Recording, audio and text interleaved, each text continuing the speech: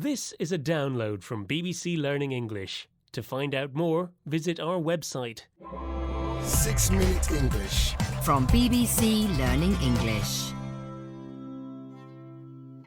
Hello, this is 6 Minute English and I'm Catherine. And I'm Sam. Now, Sam, have you been watching the World Cup?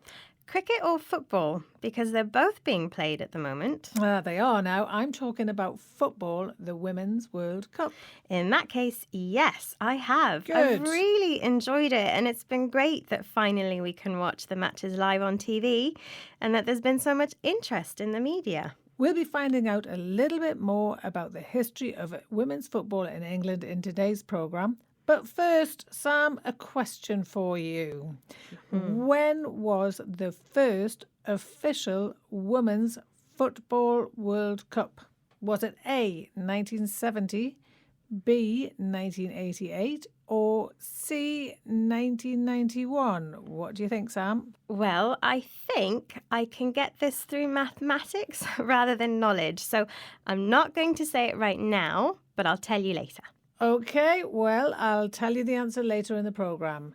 Now, Gemma Clark is a writer on women's football in England and she spoke recently on the BBC Women's Hour programme.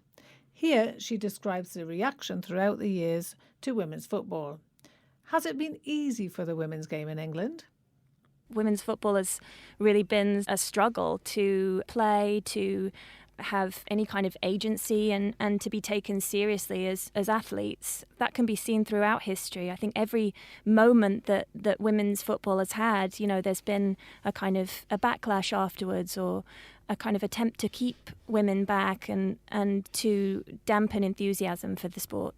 So it's not been easy, has it? No, she said it's been a struggle, which means it's been difficult to make any progress. And she also mentioned that there was no agency in the women's game. To have agency means you have control over your own situation. You can make the decisions you want to make.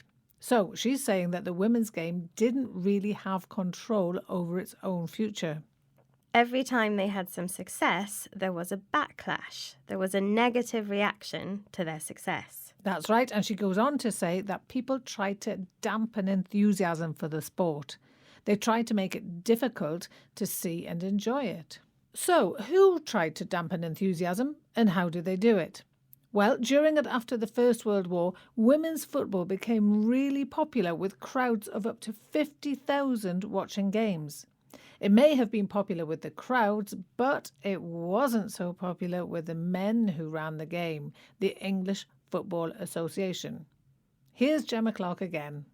The Men's Football Association were panicked by seeing women doing so well, and they banned all women from playing football on association grounds, and that lasted for about 50 years. It was a very concerted effort to keep women's football at amateur status and ensure that there weren't crowds watching them play. So the men were really worried by the success of the women's game. They thought it might take money and supporters away from the men's game.